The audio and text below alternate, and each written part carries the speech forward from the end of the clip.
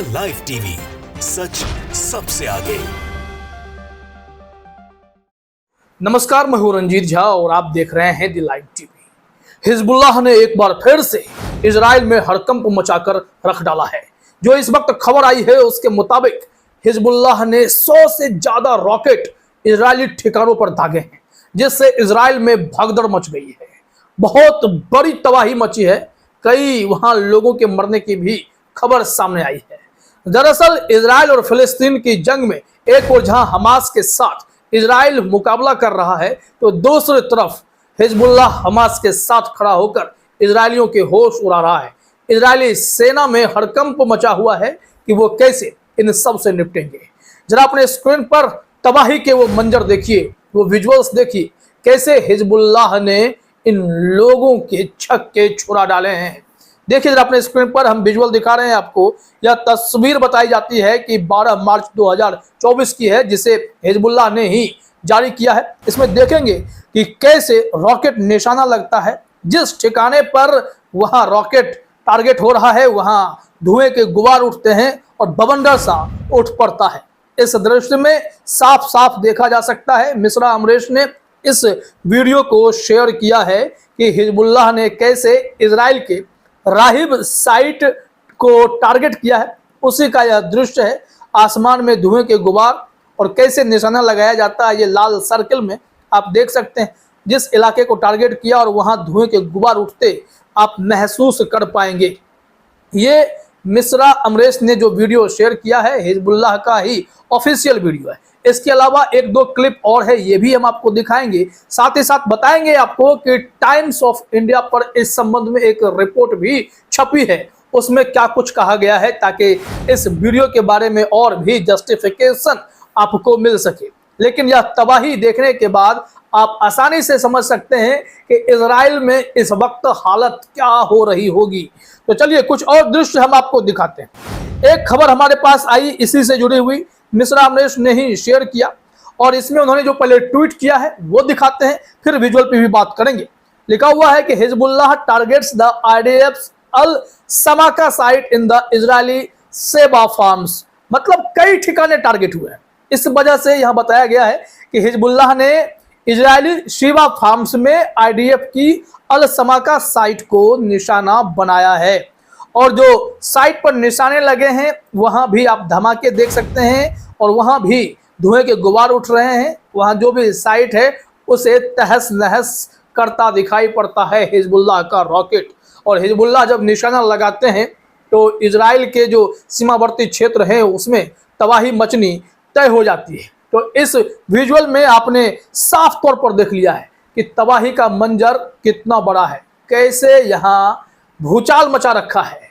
Israel खेमा एकदम से सकते में है कि भाई हिजबुल्लाह का तो जवाब ही नहीं।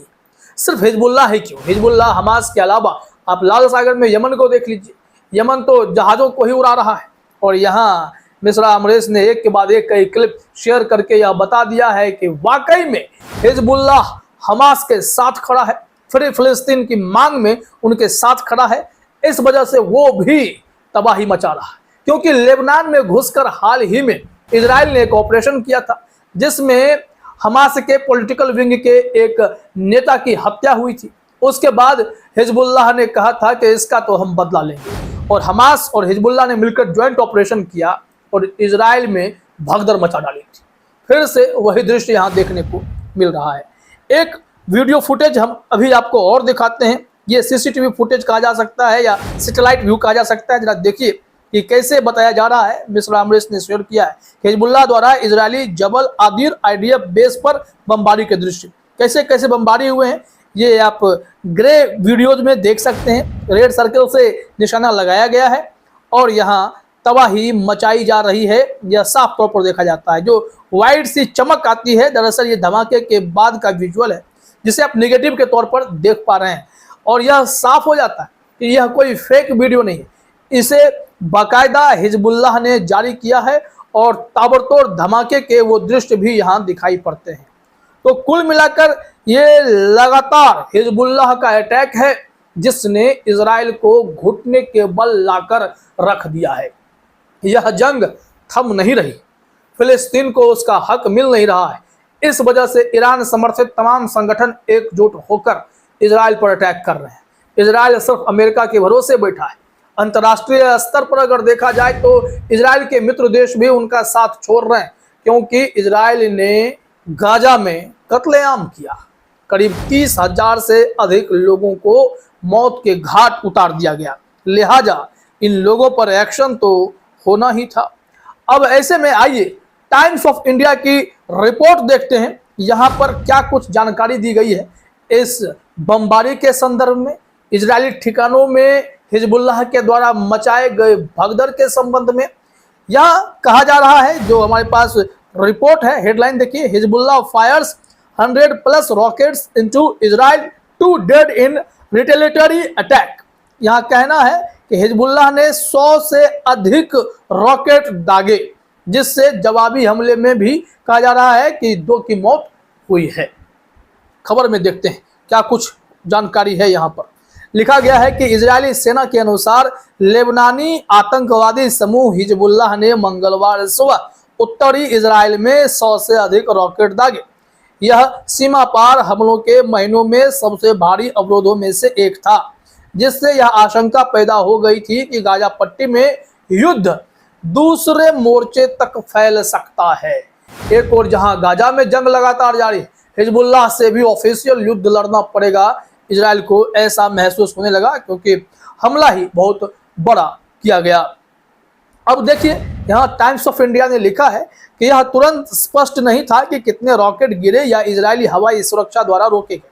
पूर्वोत्तर लेबनान में जवाबी कार्रवाई में इजरायली हवाई हमलों की एक जोड़ी में कम से कम 2 लोग मारे गए और 20 घायल हो गए। एक हवाई हमले में कथित तौर पर एक गोदाम नष्ट हो गया, जिसका इस्तेमाल भोजन भंडारण के लिए किया जा रहा था। कुल मिलाकर इजराइल को भारी नुकसान की खबर यहाँ बताई जा रही है। और आखिर में जो बयान है हिजबुल्लाह का, वो भी समझना जरूरी है कि हिजबुल्लाह ने जो यह बड़ा हमला किया, 100 से अधिक रॉकेट एक साथ दाग कर इनको परेशानी में डाल दिया है। वजह क्या है? लिखा गया है कि एक बयान में हिजबुल्लाह ने कहा कि उसने सोमवार को लेबनान की बेका घाटी में इजरायली सैन्य हमलों के जवाब में और गाजा में फिलिस्तीनियों के लिए समर्थन दिखाने के लिए वॉली लॉन्च किया था, और इसी का असर हुआ है कि इस वक्त यहाँ हिजबुल्लाह एकदम कहर बनकर इजराइल पर टूट पड़ा है। अब देखना यह होगा कि जंग रोकने की जितनी भी कोशिशें हो रही है वो नाकाम होती जा रही है। ऐसे में हिजबुल्लाह भी कह रहा है कि जब जंग रुकनी नहीं है और फिलिस्तीनियों को उसका हक मिलना नहीं है, तो ऐसे में इजराइल को सबक सिखाना भी जरूरी है। नेतन्याहू अपनी जिद पर अड़े हैं, भले ही उनके देश में उनका जबरदस्त विरोध चलता रहे, लोग सड़कों पर आकर यह मांग कर रहे हैं, नेतन्याहू इस्तीफा दो, बड़ी गलती हो गई कि हमने आपको प्रधानमंत्री के तौर पर चुन लिया। हमें ऐसा क्रूर शासक नहीं चाहिए जो अपने नागरिकों को हमास के पास छोड़े हुए है, उन्हें मरने के लिए छोड़ दिया है और जंग को बढ़ावा दे रहा है। जंग किसी भी चीज का सॉल्यूशन तो हो ही नहीं सकता है। इन सब के बावजूद ये लोग अपने खेल में लगे हुए हैं, जिसके चलते यहाँ अब चौतरफा इजराइल गिर रहा है। उनके मित्र देश कह रहे हैं कि हमने आपका समर्थन इसलिए नहीं किया था कि आप कत्लेआम मचा दो, आप 30-35 हजार बेकसूर नागरिकों को मार गिराओ, यह तो संभव नहीं था। लेकिन हमास के साथ जब मुकाबला करना है तो ग्राउंड ऑपरेशन में हमास का पलड़ा भारी पड़ जाता है। उनके टैंक, बख्तर बंद या फिर जो भी मिलिट्री व्हीकल्स हैं वो सब धड़े के धड़े रह रहे हैं, क्योंकि जिस तरीके से ये लोग अपने टनल से बाहर निकलकर उनके टैंकों को उड़ा रहे हैं, यह साफ बताता है कि इजराइल बैकफुट पर तो है, लेकिन अपनी छवि बचाने के लिए जंग से पीछे नहीं हटना चाहता, भले ही उनके हजारों सैनिक मारे क्यों न जाएं। फिलहाल इस वीडियो में इतना ही। आप सभी का हमसे जुड़ने के लिए बहुत बहुत धन्यवाद। द लाइव टीवी, सच सबसे आगे।